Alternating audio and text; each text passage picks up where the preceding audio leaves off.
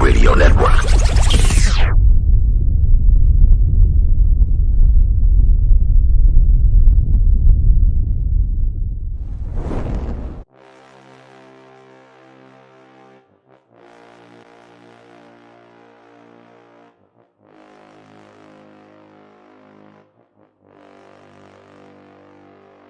Nick Saban does not play anybody less than his. He doesn't put anybody less on the field than his very best players. Bama does what Bama do. Sorry, I heard a noise. My bad. Somebody just left it on. Left it on my step. That Colorado defense is definitely underrated, but they ended up pulling it out late. They have one of the players to watch for, Isaiah Spiller. Oh, it's better. It's better now. Trust me. Like back in the day, there was at least one murder. So I mean, it's better now. You realize that you're not doing anything to press your case by getting me to go down there. Nah, man, come on down there. It was only one murder. Yeah, they're only averaging one murder a year. And shout out to Florida. They're playing them this Saturday. Number 11 ranked Florida playing number 1 Alabama. So I think that's going to be a high scoring game. And wow. Well played, Colin. Well played. I did not see that one coming. you get a double finger point, one for me and one for Sean. You know, you get. Here we go. Get your popcorn ready. So what's the big thing?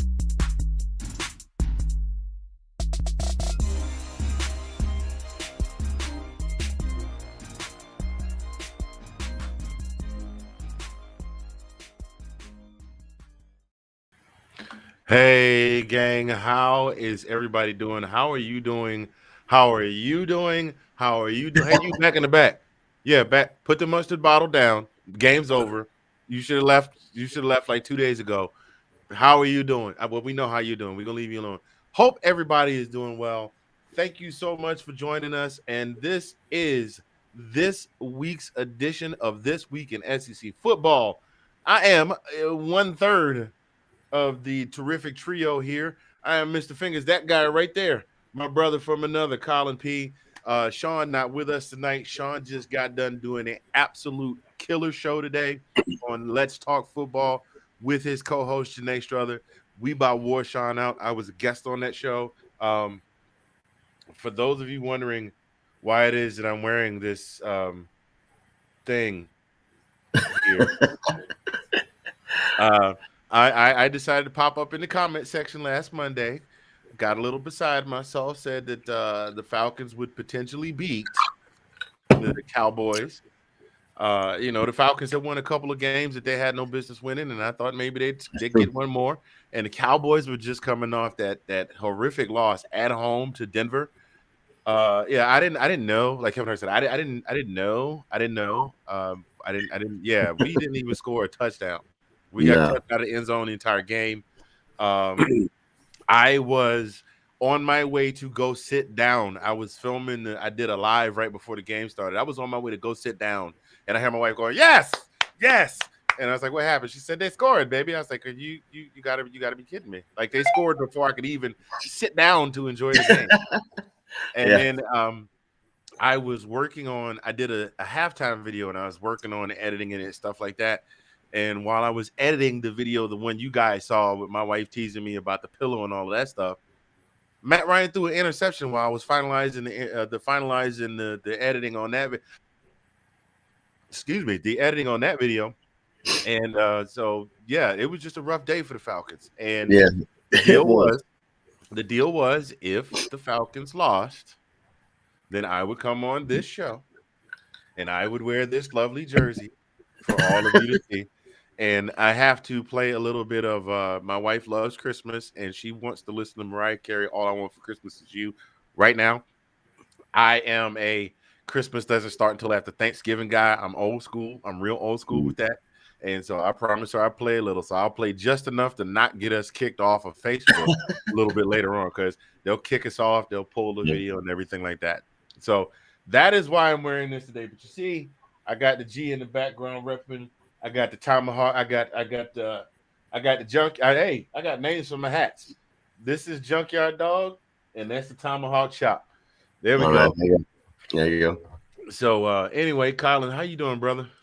No, good, man. It's pretty good weekend of college football. Unfortunately, like you said about the the Falcons. I mean, what kind of expectations you got. You know what I'm saying? It's just hopefully finish out the season, pretty strong. But we know that's not going to happen. Come on. I know. Yeah, but I told you, man. I'm telling you, as long as I get that bifecta and not that trifecta, I'm okay with not having a trifecta. We get that bifecta, we get the Braves winning that series, and getting maybe the Dogs getting to the Natty and doing something. I'll be a happy man. Yeah, well, I'm looking at you saying, "Come on, man!" Like Chris Tucker talking to Michael Jackson. Mike, I bet you never land. You can't get that girl. I hope you don't get it. Yeah, yeah, man, crazy. It was a crazy week last week. The craziness has not stopped. I'm just gonna say it. No. The craziness has not stopped. We still had some big losses across the top 25. We had some big wins. We had some upsets. We had some upsets outside of the top 25, inside the top 25. Namely, y'all know I did a bit several weeks ago about Coastal Carolina being the best team in South Carolina, and they still are by record. But they did drop another one this past weekend, so they're now 8-2. They still have they're still leading their conference, so they'll have an opportunity to win. Bad break for my beloved Savannah State Tigers. They finished the season 8-2, second in the SIAC East. They had an opportunity to get into the D2 playoffs, but little rigmarole, little trickeration. There was a team that Savannah State had a head-to-head win over that wound up making it into the playoffs over them. So the Tigers sit out this year's D2 playoffs, but nice, hearty round of applause for the Tigers of Savannah State. That is their second straight winning season. I don't believe they've had back-to-back winning seasons since a certain Hall of Fame tight end that's now on Fox Undisputed was a wide receiver for them some 30-plus years ago. Been that long. So kudos to Coach Quinn and what he's got going on down there. Yeah, his last name is Quinn too. So, anyway, let's go on ahead and get into it, man. Let's go on ahead and get into it. We had a lot of action, a lot of SEC action this week. Look, man, my notes are all out of order. No, they're not. They're in order. There was just a whole bunch of crazy going on this week. You know where I'm going to start? We're going to talk week 11 action. We're going to go ahead and get this one out of the way. The 17-win game streak is over. OU goes down to Waco and just totally falls flat against Baylor in front of a home crowd. Man, I tell you what, it was something to see, to watch. I don't know how to describe it.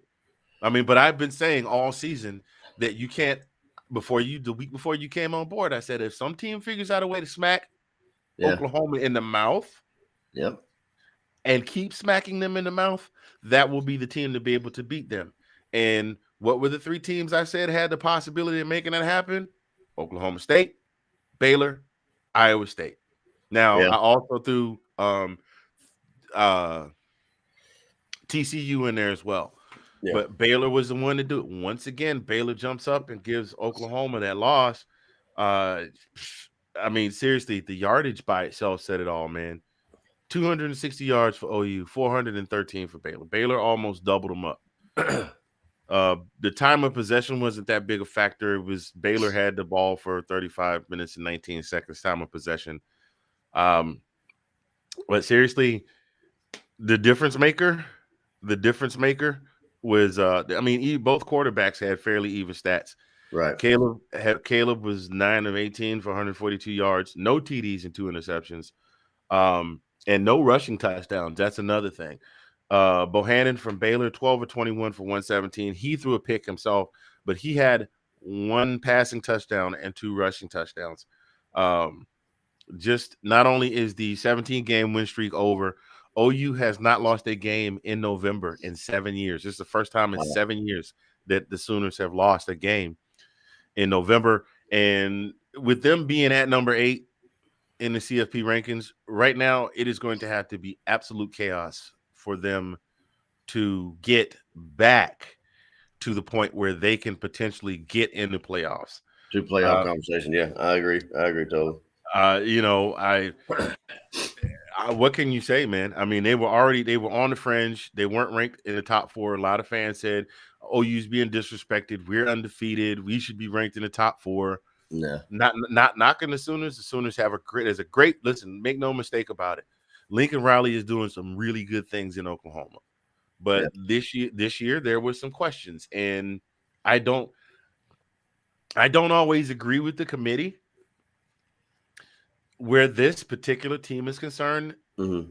This justified it. Yeah. Now, what's going to have to happen in order for them to get back up there? Because remember, the rankings don't even come out for another 24 hours. Mm-hmm. So what is going to have to happen is Oklahoma is going to have to kick. God, I don't even know who they have next. I think they have Iowa State next. That's I think that's correct. Honey, one second. Let's see. They got they've got Iowa State, then Oklahoma State, and Oklahoma State for Bedlam at the end of the season. Right now, the one team that I thought out of anybody that definitely had the opportunity to knock the Sooners in the mouth is Oklahoma State. Oklahoma State this year is real. Yeah. Make no mistake about it. They're real this year. They're doing their job. Spencer Sanders has really stepped up. He's making things happen down there. I know this is supposed to be this week in SEC football, so bear with me, those of y'all. Oklahoma's coming to the SEC, so we've included them in this conversation because we want to give you a history of what Oklahoma is bringing to the table by the time they get to the SEC.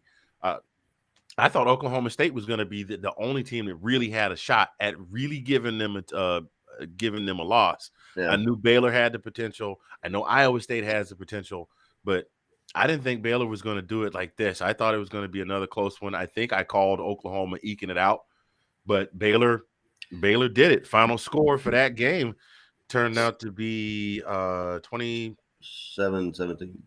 27-17. Yeah, and their last 17 points was in the fourth quarter. So I mean, they pulled away in the fourth quarter. So right. And we did have that conversation last week, all three of us, and we kind of all had the same sentiment that Baylor. They look good. I mean, they could be the potential one loss, the hander of the one loss to Oklahoma, and that's exactly what happened. And if there's ever a time, if you've been following, since the BCS era, the one time you do not want to get a loss is when you have 2 games left on your schedule. Yeah. Now, let's be fair. Those 2 games, we said this 3 weeks ago. This is the gauntlet. Baylor. Unfortunately, they didn't pull it out against Baylor. They've got Iowa State next week. They've got Oklahoma State the week after. They are looking at the potential of playing Oklahoma State 2 weeks in a row because the conference championships are the week after the end of the season. Okay. Yeah. Could you imagine that, having to play the same team 2 weeks straight? Well, did we do that? We did that with Auburn, right? Remember? No, we didn't do it. We didn't do it right off. I thought we did. Not right off. Maybe a weekend. Auburn. Auburn was like our week 11 game. Then we played Georgia Tech. Okay. And then we went to the SEC championship game. Right. Yeah. But this is their season ender is Oklahoma State, and then they might potentially have to play them for the Big 12 championship. Understood. Gotcha. We shall see what we shall see. We actually had a flip. We actually had the flip flop of Red River. Riley benched Caleb Williams for Spencer, and Spencer did what Spencer does. He was like 4 of what was he like 3 of 4 for 38 yards or something like that. He was very ineffective. He wound up getting benched again for Caleb Williams. So if there was any question on what's going to happen with Spencer Rattler at the end of the season, there you go. He came in, he couldn't get it done. Coach sat him back down, put Caleb back in. Right. Caleb tried to, spark a rally, but he couldn't make it happen. And then Kennedy Brooks. Here's the other factor. Kennedy Brooks had been rushing for at least at or just over 100 yards all season long. Baylor held him to 55 yards. They shut him all the way down. Yeah. And I'd been saying that he should be considered for Heisman candidate, 4 or 5 weeks ago. And, well, that is what that is now. That's just where we are with that. So we're going to move this thing on. Is the Caleb Williams fire out? That's my other question. You think their fire's out? You just think listen, Tom Brady's going to go down as one of the greatest of all time. We see what happened to him yesterday. So every good quarterback you can. There's a litany of NFL legends that have had bad games: Favre, Marino, Plunkett, Staubach, Bradshaw, Warren Moon. I could just go on and on and on. And he had a bad game. So do you think that this is a humbling experience for him? Do you think he comes back stronger next week? Do you think it affects him? Because he's been getting nothing but pats on the back all week long. And now this loss has them looking at maybe not even being in the, even if they win the conference, not getting in the CFP. So how do you think he's going to carry that load this week?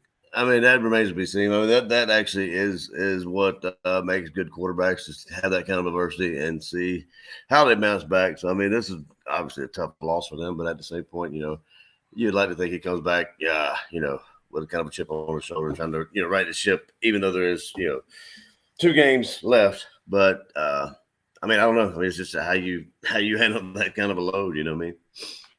Oh, yeah, absolutely. So, that's where they are. They've got Iowa State next week, and then they will be followed by playing Bedlam. They'll be followed by Bedlam the week after. Whew. All right, moving on here. Texas, Kansas. Bruh. The 1-8 Kansas Jayhawks. Let me make sure let me lay the scenario for you, ladies and gentlemen. The 1-8 Kansas Jayhawks went to Austin, Texas.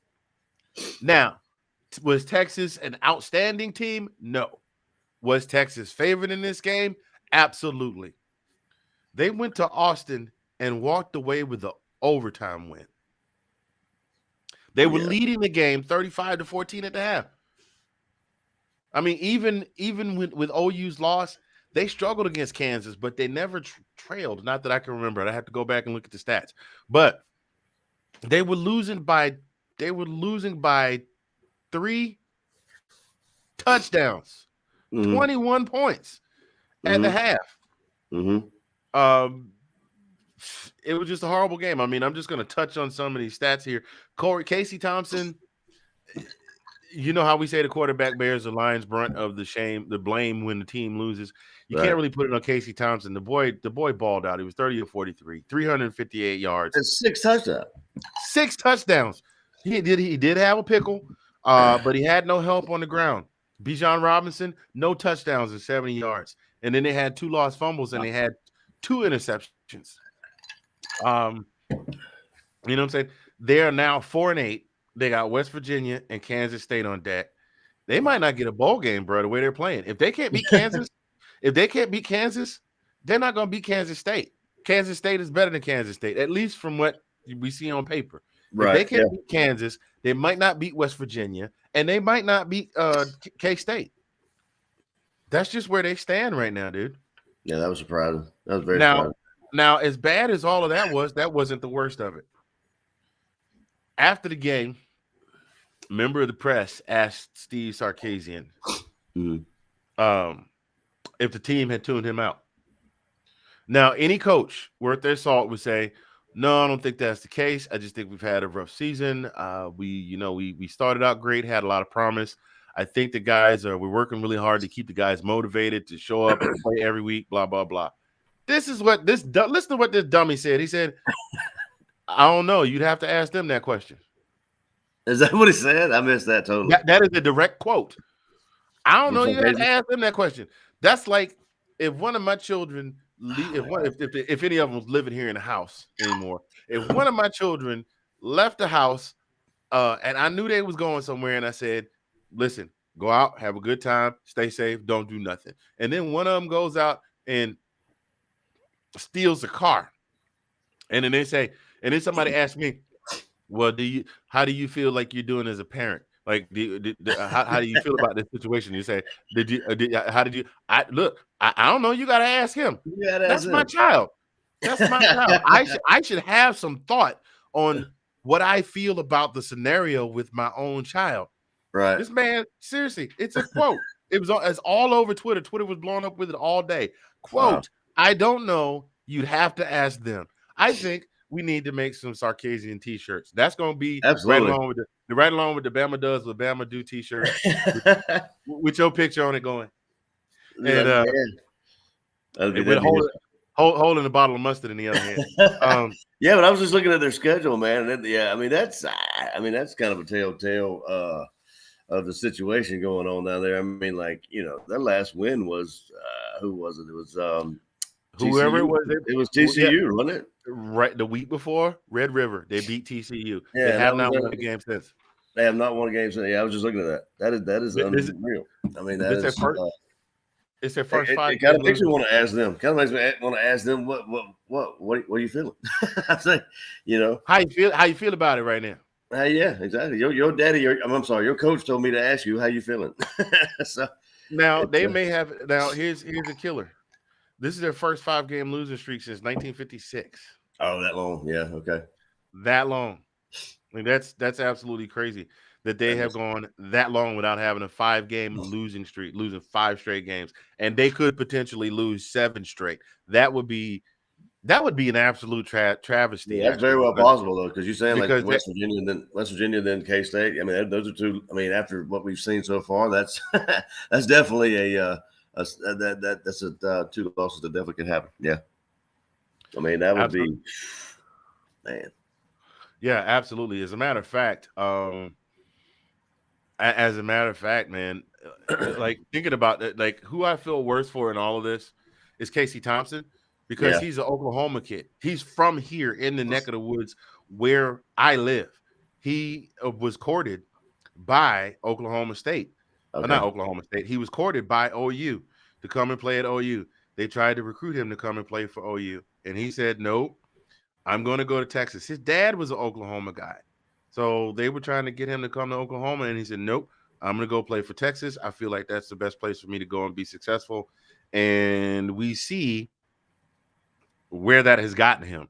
To those of you that are watching right now, to my Oklahoma family, those of you that are Sooners fans, I'm sorry. To those of you that are Texas fans, I'm very sorry. I don't mean to rain on your parade, but that's where we stand right now with what is going on with the Big 12 teams that are looking to join the SEC. that's kind of where I was going. I was like, all right, this is well, they got one more year, right? I mean, they still have the option to kind of back out, don't they? And then what you told me that they can No, they don't have the option to back out. It's a done deal. It's just that they have the option to pay the money right now and go and make the jump next make season. jump early. Okay, Yeah, they can make the jump early. The deal is good through the deal is good through 2025. So they may stay in the Big 12 till 2025. They may make the jump now. Who knows? The way things are going right now, who really knows? Those of you that are watching right now, I see some names here popped up. My coworker Jose and Lisa and things like that. Thank you guys for joining us tonight on This Week in SEC Football. This is brought to you by. Let me get the thing going. There we go. Brought to you by DJG Enterprises and Greek Gans. They will make custom tumblers for you, beautiful custom tumblers and Afghans. They do not have to be Greek letter organization involved. You can get your favorite team colors and a logo or whatever you want on it. They'll hook you right on up. And so thank you so much for joining us. And thank you to DJG Enterprises and Greek Gans for being our show sponsor. Oh, man, Colin. Yes, sir. What is going on? I think I know where you're going. I know. I got a little sidetracked. I'm gonna come back to that. Right. We need to talk about Texas A&M and Ole Miss. Texas A&M comes in at 7-3. Comes in at 7-2 and 4-2 in the conference. Ole Miss at 8-2 and 4-2. Ole Miss put a whipping on them. They did. Ole Miss put a whipping on them. They beat them. They beat Texas A&M at their own game.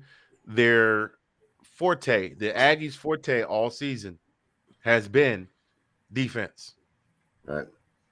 It was their defense that helped them beat Bama. It was their defense that helped them whip up on everybody that they basically played after Bama. They just went on a tear after they beat Bama.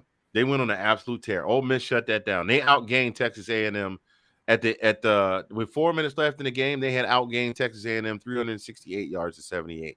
Wow. At the end of the game, it was. Oh, I'm sorry. This was the first half. My bad. Okay, the first half, 408 yards to 91 is what they outgained The first half. Texas. The first half, the Wow. score was only 15-0. So that just tells me that defense is just like, nope, sit down, nope, sit down. Okay, we're gonna grind. I mean, they just basically A&M A&M can score a bunch of points on you, and you know Ole Miss can too.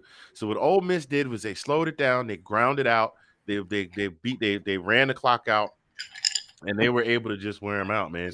Calzada was completely ineffective. He wound up throwing 2 interceptions. That remember, he's the backup quarterback that came in and just went on a tear. The Ole Miss defense held Spiller to 41 yards and no TDs. They had 2 picks. AJ Finley had a 52-yard pick. So can I get a pick 6? And then they held Devin. I want to pronounce his name properly. I hope it's A Shane. He was the bright spot for A&M. 118 yards receiving with 2 touchdowns, but all of that was in the second half. And at that point, it was too little, too late. The damage was done. So Texas A&M is not eliminated, but they're really close. And right now, they need conference losses from Ole Miss and Mississippi State, which I don't see happening from both teams. That's what they need in order to win the West. They've got to win out, and Ole Miss and Mississippi State each have to lose 1 each. Okay, that's where we are with them. Moving on. Talking about Ole Miss.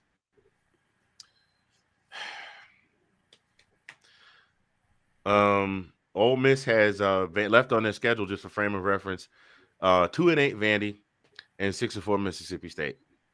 Okay. Yeah. A&M has got Prairie View A&M University and LSU. I think they have the easier route. A&M is already bowl eligible. Ole Miss is already also bowl eligible, but they'll probably get a New Year's bowl. They might not get a New Year's 6. We have to wait and see. But that's where we are with that. Speaking of Mississippi State is what I meant. Mississippi State goes into Auburn, and you and I were texting each other over this one. Auburn jumped out. They had an 18-point lead at halftime. They blew a double-digit lead. They got outscored 33-6 in the second half. Yep. I mean, what can you do? And again, which Bo Nix are we going to see? We got to see both. We got to see both of them in the same game. Now we found out a little bit later on that Bo Nix did fracture his ankle in the third quarter. So he spent the entire second half playing on a broken ankle. And he still balled out 27 of 41 for 377 and 2 touchdowns. Yeah, I mean that's pretty impressive for a kid with a broken ankle. Tank Bigsby. Tank Bigsby actually showed up and scored a couple touchdowns himself, but he only had 43 yards the entire game. Will Rogers just lit up the scoreboard. 44-55 for 415 yards and 6 touchdowns. 6 touchdowns. And that wasn't and matter of fact, he wasn't the only one threw for 6 touchdowns, didn't you, boy? Casey Thompson threw for 6 touchdowns also. Between the two of them, they threw for 12 touchdowns. Yeah, I mean that was wasn't that one? How many unanswered points did Miss State score? I mean, remember what we kind of both I was texting about 28-3. We don't want to see that 28-3. You know what I'm saying? Yeah, that's not what we want to see. But I mean, I think it was after that, like 28-3. I don't think they scored another time. I mean, I don't think it was 2 field goals. 2 field goals is what was they scored at 6 points, but they had what was it 28 unanswered or something to that. Yeah, they were up 28-3, and then they wound up only being able to muster 2 more field goals in the second half. That was it. Gotcha. Because then it was 30. Yeah, it was 31 or 30-28 or something 29, something like that. I can't remember. Yeah, but yeah, it was amazing to watch. Yeah. So then we got, like I said, he's out for the season. Nix is, and he had a 34-game starting streak, which will be broken. Coach Harskin has not announced who will start next week in their game against South Carolina, but he did already go ahead and make the announcement that TJ will be starting in the Iron Bowl. So that'll be interesting to see. That will I be. want to see how that goes because TJ Finley can ball out. He did show us against Georgia State. I mean, he basically engineered that comeback. It did. Yep. So we'll see. Their place kicker also injured his ACL. He's out. He missed 2 field goals, but he's out for the rest of the season with an injured ACL. So they're down a starting quarterback and a starting place kicker. So it's going to be interesting to see. They're really TJ is going to really have to light up the board. Auburn's got South Carolina and Bama left on the schedule. Yeah. South Carolina should be a win, but which South Carolina is going to show up this Saturday? Yeah. Well, that's true. And then, the guys are going to be up for Bama no matter what, no matter who's starting. They're going to be hyped. So I'm anticipating at least a good first 20 minutes worth of beat each other in the head before they settle in, and then we see what happens. On the flip side of that coin, Mississippi State has Tennessee State and Ole Miss. Remember, I did say that A&M needs losses from Ole Miss and Mississippi State. The only loss I see Mississippi State getting is a win against Ole Miss. And Ole Miss, I don't see losing to Vanderbilt. So basically, I don't want to say to A&M is eliminated, but we can go ahead. They need some help is what they need. They're going to need some help from Ole Miss. Otherwise, they're going to be on the outside looking in. Yeah. Oh, boy. How about this? How about Florida? How about them Gators? Oh my gosh, that was hilarious. I mean, it was funny because I think it was funny. I was talking to my parents, and actually I was talking to my mom, and I was like, she asked me, "Who's Florida?" And I called my dad to tell him what the score was and everything, and she overheard. She's like, "We play Stanford, like California." I said, "No, Mom, not Stanford." I said Samford, Samford, from where's that? That's Alabama, right? They're a Christian school. Yeah, small Christian school in Alabama. And she's like, "Oh, really?" I said, "Yeah." I learned that today by watching the Matt Mitchell's short. Said the Baptist school, the small Baptist school. Yeah, so did I. Yeah, absolutely. But yeah, that was. How about them Gators, dude? They listen. Florida, I don't know what's going on with their defense. Their defense just rolled over. Sanford's quarterback, Liam Welch, had 400 yards passing. They let that boy have a career day in a loss. Listen, anytime you score 52 points, you should be winning. So the fact that Florida's offense was able to find another gear somewhere and do something, kudos to you. But there's no way on God's green earth that you should have let that small Christian school from Alabama score. Let that quarterback throw for. They had 416 yards total to back up through for another 16. But and this is how they scored. They had three rushing touchdowns, 3 passing touchdowns, and 1 scooping score on defense. And they literally.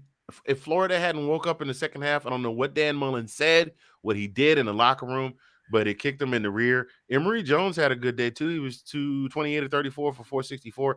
Oh my God, he threw for 6 touchdowns. We had 3 quarterbacks throw for 6 touchdowns on Saturday. And 100 total points, right? It was what was it? They hung 52 on Florida, and what was it, 60 something to 50 something, right? What was the final score on that? 52 to 70. 7. There you go. No defense whatsoever. But seriously, I mean, it was just like maybe they should start everybody on the 40-yard line and just let them run.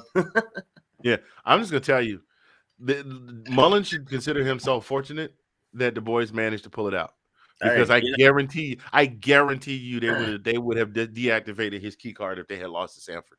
Oh yeah. Well, I mean, it kind of makes you wonder if that's what he did. If he went in and said, "Look, guys, you're not doing me good here.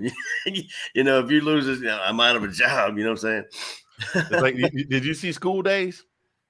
No, it's been a while. Yeah, when coach is giving the homecoming speech and he says, "Do you want to go out there and lose to those guys?" And the guys are going, "Hell no."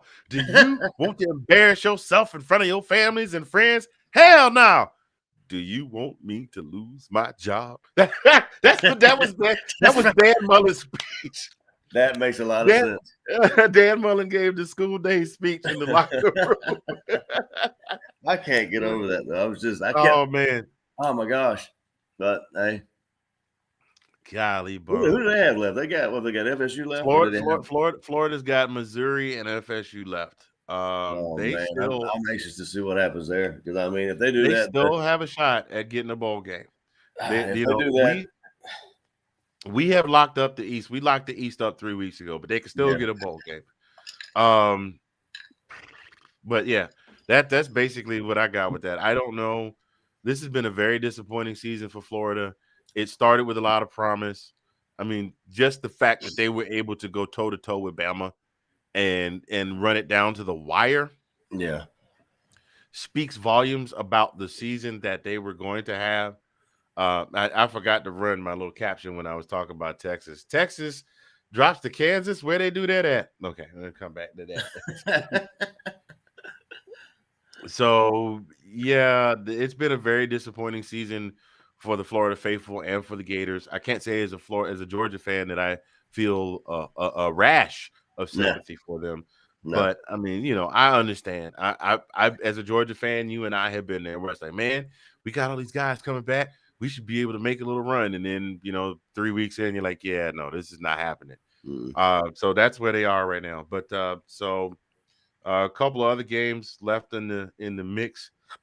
New Mexico State versus Bama. I think they covered. I think they covered the over under because it was 59-3. What was the over under? I don't know which one. Hold on I, a second. I think Bama was laying 50 points, and I think the over under was somewhere like 60 something. So it was 62 total points scored. Not Right. a whole lot to be said.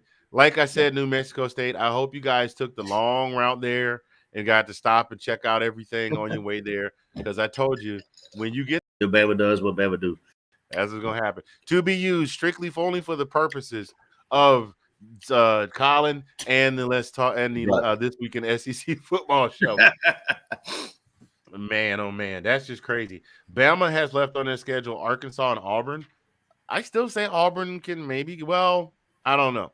With Bo Nix out, we'll see because I haven't seen TJ Finley really play against anybody. Yeah, it's going to be a different look because I mean, and what figures out how much of the picture has it changed since that conversation you and I and Sean had about Auburn, if they were going to be the ones to give Alabama a shot, which I think they will just because it's the Iron Bowl. I mean, this is a far cry from the team that we talked about 3 or 4 weeks ago. Oh yeah, 3-4 weeks ago it was a lock that they were going to come out and punch Bama in the mouth, and they were going to knock each other around for a while before everybody settled in. Right now, Bama could do them worse than they did New Mexico State. Yeah, potentially. To no fault of Auburn's, own. I mean, but with Bo Nix being out, now you have to, you don't know what you're going to see. You know what I mean? You're not gonna. Nope, not at all. You really don't know what's going to come up. Not at all. Keeping this thing moving, we got South Carolina and Missouri. Mizzou pulled out the win 31-28. Not a whole lot to be said there. Neither one of these teams are in contention for the conference championship. South Carolina only needs one more game, I think, to become bowl eligible. I think Missouri just became bowl eligible with that win. So yep, there was that game. You had Kentucky at Vandy. Kentucky did exactly what we thought they were going to do. They went and beat Vandy up 34-17. Kentucky is bowl eligible. Arkansas beat LSU at home 16-13. Arkansas wins on a walk-off overtime field goal for the first time in a long time. Arkansas is bowl eligible, so they will see some postseason action from, as Jermaine Funnyman Johnson likes to call them, the bacon bits. I'm just gonna call. I'm gonna call this, man. I don't see LSU getting a bowl game. No, I'm with you on there. I'm with you there. Nope. I don't. Max Johnson has been too inconsistent. Coach O has decided to do this quarterback competition. He let the backup Max Riddengewer play most of the game. They're 4-6 right now, and they have Louisiana Monroe and Texas A&M on deck. Now, I guarantee you, Texas A&M is going to knock them upside the head. Oh, yeah. I don't see them doing it. They were 4-3 at the time that they beat Florida. That was on October 16th. That was on Saturday. On Sunday, the announcement was made on the 17th that Coach O was parting ways with the team at the end of the season. Right. They have won one game since then. One. So they have one game to win to become bowl eligible. And the way they're playing, they might not beat Louisiana Monroe. So I don't think they're going to get a bowl game the way they're doing. I know this much. The squad is definitely done. They've checked all the way out on Coach O. Right. And I mean, like I said, you're absolutely right. They may end up or luckily winning one of the last two games, but A&M is going to beat them like a drum. I mean, I do believe after this weekend, I think they're going to just tear them up. And like you said, La Monroe could easily beat them as well. But, absolutely. Yeah, they're not getting a bowl. I agree with you. No, that's not happening. So dig this. Here's irony. Jimbo Fisher is on their short list. They announced their short list. Jimbo Fisher at Texas A&M is on LSU short list of coaches. Mm-hmm. I love that this year these coaches have been coming back with the clapback for these dumb questions. Right. And somebody asked him how he felt about being on their short list, and he said, I would have to. He basically said I would have to be the dumbest human being on God's earth to put all of this time and energy to recruiting one of the greatest classes that we have gotten at Texas A&M in a very long time, and then say, nope, I'm going to go over here and play with these guys against you guys.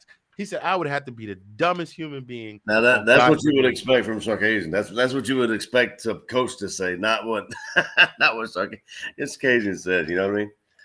Yeah, man. I don't know how much truth to this it is, but I did hear Dabo's Sweeney's name thrown in that hat somewhere. Yeah, he's supposedly on the short list too, but we shall see. We shall see. We'll see what comes up.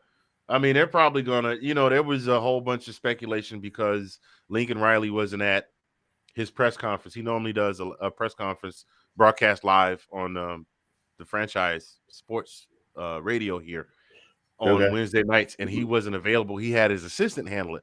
So the question was, well, does he have COVID? Does he have COVID? Is he sick? Has something happened? And so then the speculation was like, well, hey, LSU's looking for a coach.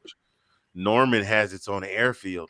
He could have jumped a private jet from Norman and flown out to go to LSU and interview for the job and come back. There's going to be speculation. We won't know until the rubber meets the road. Honestly, we won't know till the end of the season and after the postseason as to what's going on. Now, I will say this. If he did sneak down to Baton Rouge and interview for the job and they tender him an offer and Oklahoma does not make the playoffs, I guarantee you he will not hesitate. He'd be like, hey, guys, been real, but I got an announcement. I'm going over to Baton Rouge. Yeah. So that's where we are with that, man. Honestly, that's where we are with that. So I was talking about the West earlier. It's basically been whittled down to Bama and Ole Miss because the last team in the hunt is Mississippi State. And what Mississippi State needs is they need Ole Miss to lose, but they also have a head-to-head coming up. Or did they just play? They just played. No, they just played Texas A&M. They still got a head-to-head coming up. So I think it's the Egg Bowl is what they call it, right? Mm-hmm. Yeah. The Egg Bowl is coming up at the end of the season. So they got to beat Ole Miss. So they have the head-to-head, and they still need Bama to lose. And Bama's not losing there. Well, Bama, we'll see. You know what? I'm going to go ahead and stop saying, well, maybe Iron Bowl, blah, blah, blah. I don't think that the Crimson Tide are in any danger of losing to Auburn. No, I don't either. I really don't. I think they're pretty much – I think that's who we're going to play. I think it's a lock, in my opinion. That's going to be us and them again, which I wouldn't have it any other way, to be honest with you. We're not going to get the fact of the matter is we need to beat them. We have to beat them. We're not going to get any kind of recognition whatsoever, until that happens. And then we still won't, because then if we beat them, it'd be like, their defense wasn't as strong as they used to be, and the quarterback wasn't the strongest. And you guys beat Alabama by 52 points, but Stetson only threw for 2 touchdowns, and Zeus ran for 78. There's going to be something, and it's not. And the bad thing about it is, for the most part, except for maybe Gary Danielson, but that's a different story. For the most part, all of the sportscasters are like, Georgia is the unanimous #1 team in the country. Their defense is blah, blah, blah. Stetson Bennett, he's a stud in the pocket. He's a dude. How about your boy, the mailman, delivering that mail on a Yes, sir. dime. That dime he dropped to James Cook. All right, look, That Cook was ready. All I saw was red kneecaps basket. and elbows. Yep. Bow. He just looked up like that and it dropped right in there. Yep. Y'all can Red keep basket saying that. didn't even stop it. I'm just gonna say this, okay? It's already been established that Daniels is fragile. Period. Of course. He hasn't played since week 1 or week 2. He's gonna be rusty. He's getting reps, but he's not getting any game time. He'll get some game time next week if everybody gets if the score gets run up, he'll get some game time. If the score gets run up on Georgia Tech, he'll get some game time. But as stands right now, Stetson Bennett is the starting quarterback. And how do you take the ball from him? I mean, like, look what he's done. I mean, like, really. I mean, it doesn't.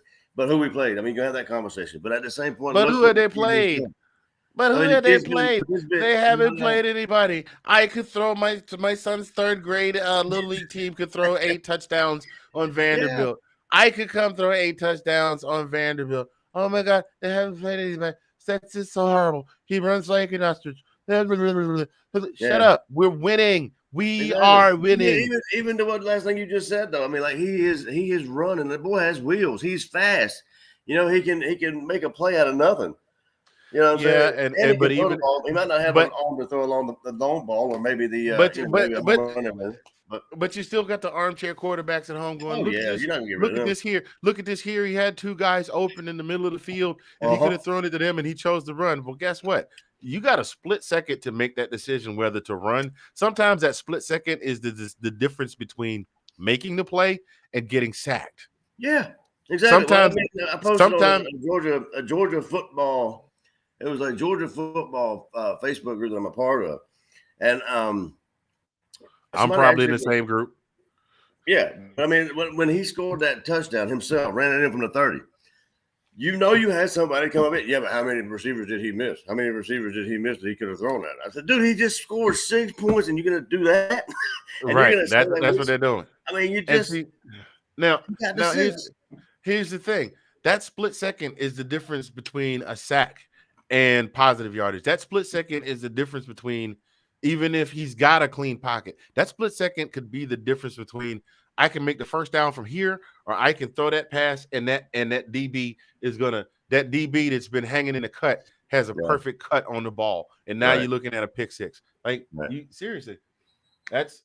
I mean, it's a no-win situation. Hey, David, thank you for joining, sir. To my folks that are joining the podcast, thank you for joining this week in SEC football. This week's Georgia week review is brought to you, ladies and gentlemen, courtesy of our good friends at 1906tees.com. They make custom t-shirts. I'm in the process of getting some stuff together now so that I can get some stuff out, so I can get myself some custom gear.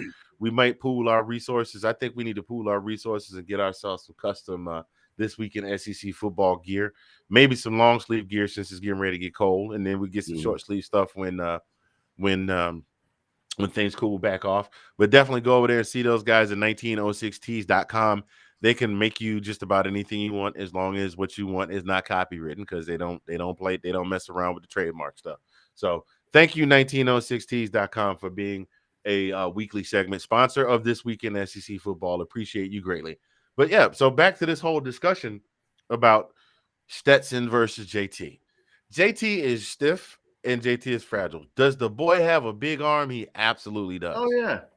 He absolutely does. But we know that with these teams gunning for Georgia, the teams that we've had gunning for Georgia, we probably played the last team that's really going to present a huge challenge this regular season. Mm-hmm. So now is the time to get JT some game reps and let him warm up and let him get it back in his rhythm and do some things like that. I would not be surprised to see JT play the entire second half this coming Saturday. And by the way, I hope you have a subscription, because it's only on the pluses. It's on the Plus networks. It's on ESPN Plus and SEC Network Plus, which sucks because, you know, as a Georgia fan, you want to watch every game, but I get it. Yeah, Georgia, it's like people are like, okay, Georgia, you've already wrapped everything up. You don't have any more marquee games. You can step out of the spotlight for me. Yeah, limelight. Yeah. Go ahead. Going back to the quarterback conversation. I mean, it's not. In my. I mean, in my situation, it's not who's better. It's like, I mean, the fact is you don't take him out right now. What he's been doing, there's no debate on my side that is JT may be the better quarterback. The bigger arm, absolutely. But, I mean, who's got the bigger – I mean, the faster wheels and who's got the quicker – the speed and that kind of – yeah, that would be mailman all day. But all day, baby. I love it. Put them together and have a super quarterback. But you can't. You got to have one or the other. So yeah, I love that meme you sent me of him riding around in the postal service. In the mail truck. Yep, I'm just riding around delivering these L's. But here's the kicker. So let's say they put in JT and JT throws for 500 yards next week and 600 yards the next week, and then he winds up playing in the SEC championship game and he loses. Then everybody say, well, if you played him 3 weeks ago when he was healthy, he would have had enough game reps. So you get no, it's you don't know every given Saturday you have the opportunity to lose. If you keep, for all of you folks that are out there, and I'm not saying you don't have a right to have an opinion, but you gotta respect mine too. You gotta respect Collins too. If you look back every week this season since the season started, the first weekend in September, there has been some team somewhere who was not supposed to lose to whatever team it was they played, and there's nothing you can do about that. Oklahoma wasn't supposed to lose to Baylor last week. Who was it that lost to Purdue the week before? Was it couple weeks ago? Purdue was beat Iowa. They beat Iowa a couple of weeks ago, and Iowa was a top 4 team. Matter of fact, Purdue has been the bunker buster this year. They finally got the streak broken against the Buckeyes, but still. Yeah, they beat them. Yeah, but I mean, there's been somebody that has lost a game every week this year that they should not have lost, and you can't sit there and say, well, it's the coach's fault. And well, in some cases, you might be able to say that depending on what's going on. But you got a coach at a great program. These guys are getting paid 9 figures a year. 9 with an and an I in the middle and a on the end. I'm just saying 9 figures, one more than 8. 8 plus what is it? 6 plus 2 is 8. Plus 1, that's 9. Quick math. That's what I'm saying. 9. That's a 1 with a 1 with a lot of zero behind it. With 6 zeros behind it. Boo boo. Think about that. That's 9 figures a year. If I was making 9 figures a year, if somebody's paying you 9 figures a year, you damn well better know what you're talking about. Every coach out there does not. But we're talking about a coach who is taking a program over from a coach who is viewed as a legend, another living legend at the University of Georgia. He has taken over a program from a legendary coach and played. No, he didn't play for him. Yeah, he played for. Did he play for Rick? No. He didn't play for. He didn't play for Rick. He played for whoever it was before Coach Rick came along. Oh man, God, I feel like such a bad. I know it is. We talk about it. I know their names and we call them every week. Was it Donnan? Was it Donnan? No, Donnan took over right after Dooley retired. It was the coach after him. One in between that. Yeah. But at any rate, this is a guy who played ball for this program. This is a guy who coached under one of the greatest coaches to ever step foot on the college gridiron in Nick Saban. And yes, I'm saying that even as a Georgia fan. Yeah. Game recognized game.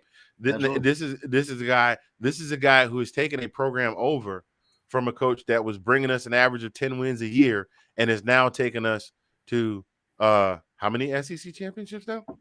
2? We've been 2 so far. 2 SEC championships, about to be 3. 3 SEC championships in 4 years and a national championship, potentially another one this year. The man knows what he's doing. Just because he's not doing it the way you like it doesn't mean he's wrong. Yeah, are you entitled to your opinion? Would you like to see JT Daniels play? Absolutely. If that's it, you just want to see what JT can do, fine. But me personally, I don't care if we got a quarterback that throws for 600 yards in a win, or if he throws for $125 in a win. All I'm concerned about. If we win a national title by 1 point with a walk-off field goal at the end of the game, and neither team has scored over 20 points, we still win a national championship. Right. And I'm going to be happy as hell. Yeah. And if you want to sit at home and Go ahead. No, I was gonna say there was another comment. I don't know if you saw it or not, but it was somebody actually compared the mailman to Stroud for a quarterback, the freshman for Ohio State. I said, there's no comparison to that. I said, why are you comparing him to that? And the reason they were comparing is because of the stats. I was like, I said I would take I'd take a win over stats all day long. I don't care what. All I mean, day. he could have 100 yards. He could have no touchdowns, whatever. If he's making plays, I don't care. W is the only thing that matters to me. If Trent Dilfer can win a Super Bowl as a mediocre quarterback, and trust me, Stetson is a way better quarterback than Trent Dilfer. No offense, Mr. Dilfer. I watched you play. That defense carried you to that Lombardi.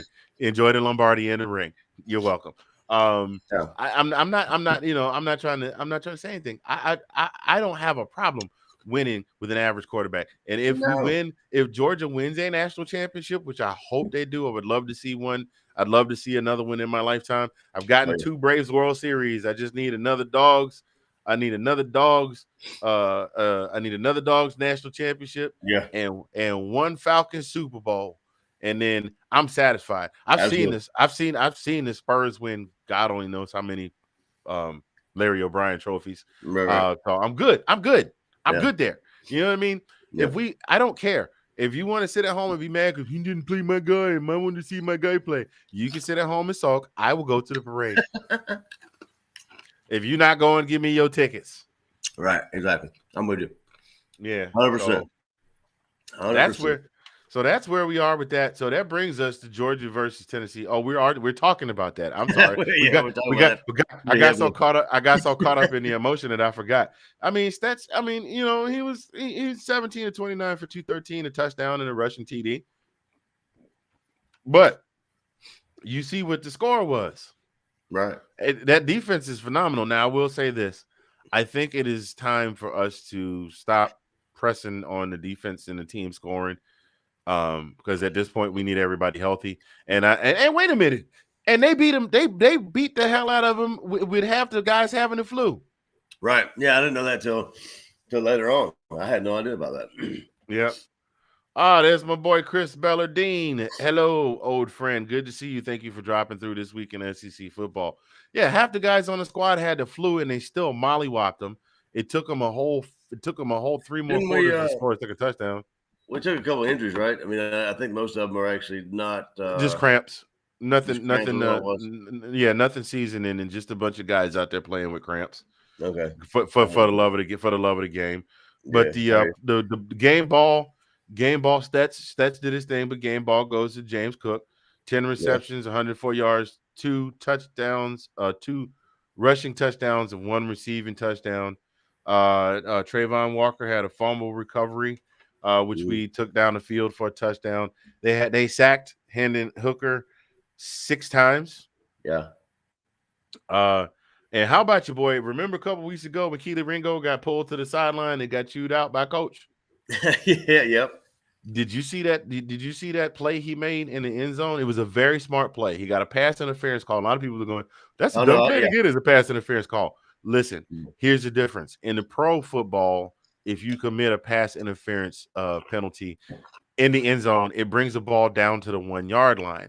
In college football, it is only a 15-yard penalty because he would have caught that. That would have been a flat out and out touchdown. So what he did was they moved the ball up another 15 yards, and Tennessee was not able to generate anything after that. So that turned out to be a very, very smart play on his part. I'll take this flag in the 15 yards and we'll shut them down from here versus letting them score. So it was all, and Hendon Hooker didn't have a bad game either. He was kind of middle of the road, 24 for 37, 244. He had a touchdown in the pick, but they got held to 55 yards rushing. And somebody always listen when you're at the top, when you on the top or you're at the top of the heap. Somebody always finds a moral victory to take away, and Tennessee was able to take away that they scored 2 touchdowns on us this season.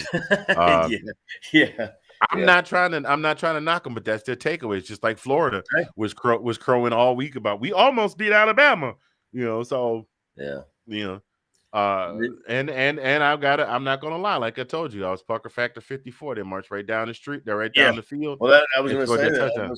I was going to say, like I was telling you, when we were talking about, the first when they went down so fast and scored, I was like, oh, okay, this is going to be one of them games.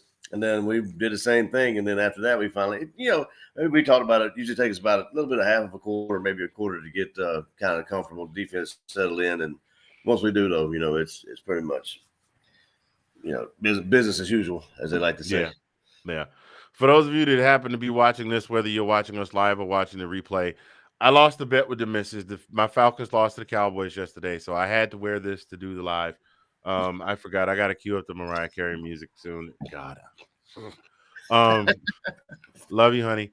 So yeah, I mean, I think that what the guys need to do now, they need to come out. They need to play a hard quarter and a half for football. Get a good, nice lead going. If they see that they can hold them off, let some of these second and third string guys get some game reps, get out there and get a chance to play. Do what you can. Don't let the game get away from you. Let the first stringers heal up. Coach, this is the one thing I will give you. Please tell these boys to stop practicing so hard in practice. Mm-hmm. We don't need anybody else hurt. No more We've broken been bones. fortunate. We don't need any more broken bones or torn ligaments or twisted sacks or busted thumbs or nothing. We don't need no paper cuts or nothing. We want No paper cut. we want the whole roster as healthy as we can get them for the SEC championship game and potentially for the national for the college playoff, for the college football playoff, and for the national championship. We got 3 games. For God's sakes, give JT some reps. Give JT some reps for everybody to be happy and smile, and everybody be happy on the Georgia football fan. Some people may be on that bandwagon, but anyway, for the real deal fans, let's plot everybody down. Let's all root for the same team, right? Right. Yeah. From this point going forward, seriously, because we've got 3 games left potentially after the regular season is done, and then no reason in beating these guys to the point where they can't perform. Right. So that's been your University of Georgia spotlight for this week. God, man, we blew through this pretty quick. We did actually. I was looking at the clock. I said, "Damn, we've been on the computer for that long." Yeah, well, I mean, we're normally just getting around to talking about Georgia at about the hour and a half mark. So, keeping it short and sweet. It's okay to be short and sweet every now and again. My God, you know what? The only disappointment I have is that we didn't get to see anyone. Not one person had the nuts to get. None. We didn't have any. Wasn't it funny? Wasn't it funny? It was completely 180. It was a complete 180 for that way they treated us. Well, I mean, that maybe could be because the stadium was pretty much empty by the time the game was over. But oh my God, yeah. I mean, they fouled out real fast. But at the same point, it was a different. I mean, I was reading things here and there, but it was a total different. And Lane Kiffin actually picked Tennessee to beat us. You saw that? I was like, after they treated you like that, throwing stuff at you. You actually picked Tennessee on the game day.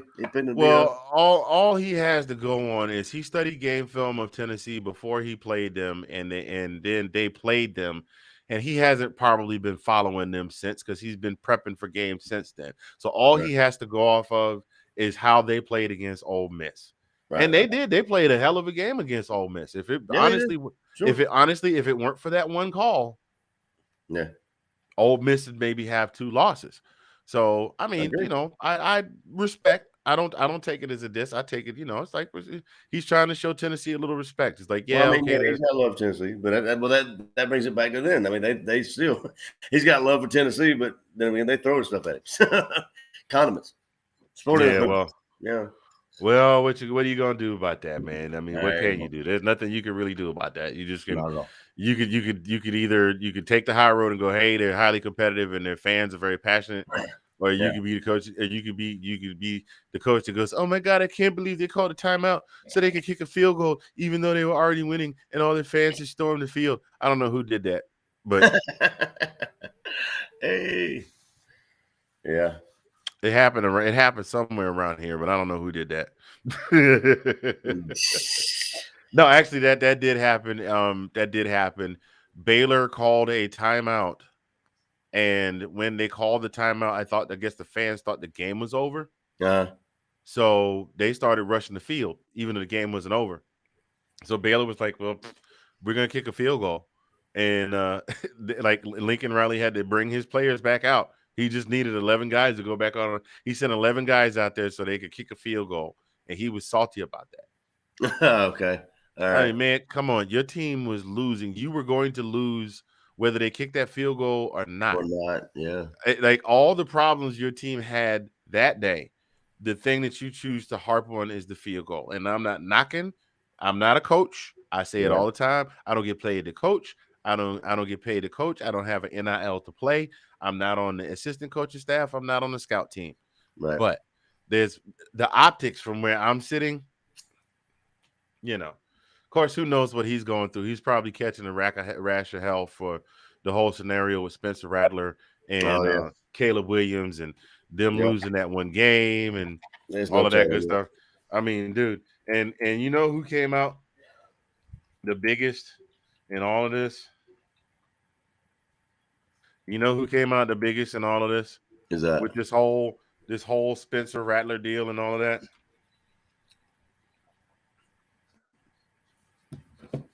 Tanner Mordecai.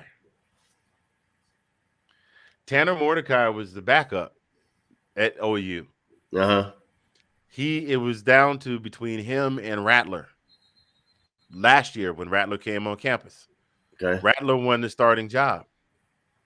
He said he would still be the backup. Well, then come to find out that this hotshot kid named Caleb Williams is coming in. Tanner enters the portal and goes to Southern Methodist University. And currently, SMU is 8-2 overall in the American Athletic Conference. So they still, I mean, they're not going to beat Cincinnati and they're not going to beat Houston, but they still have a shot at getting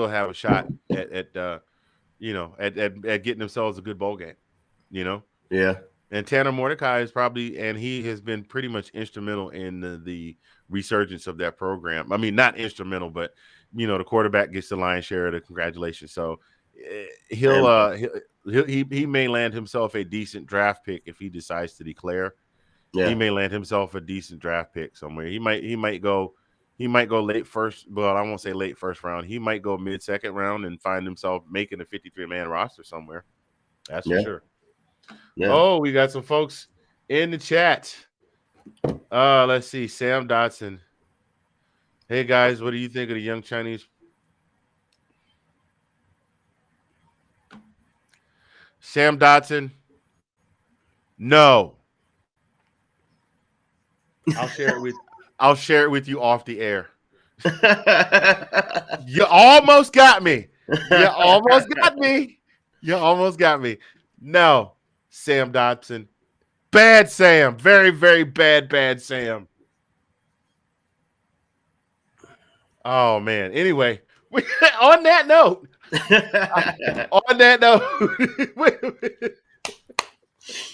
that was a good one. I got to copy this. And send it to you in the Facebook Messenger, man. That was pretty good.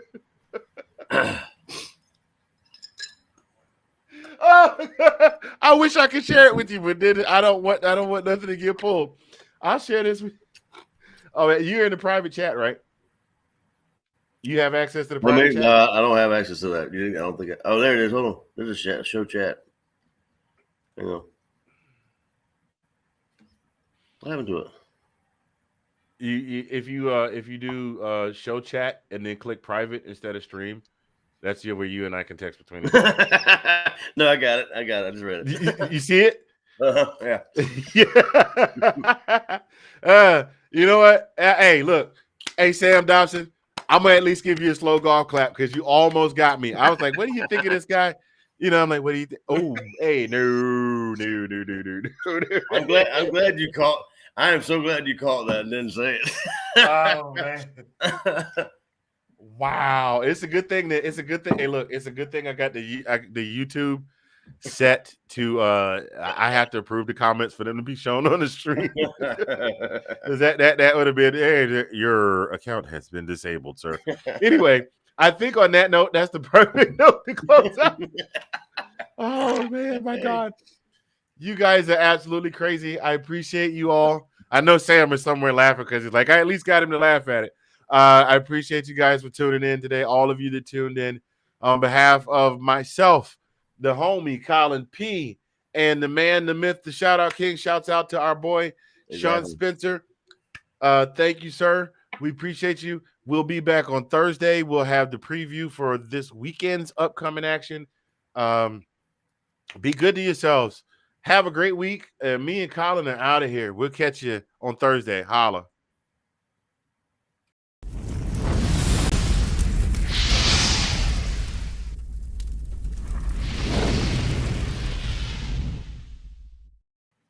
Hey, doggy. Bruh. Oh, I'm so glad you caught that. I almost read it out loud. I swear to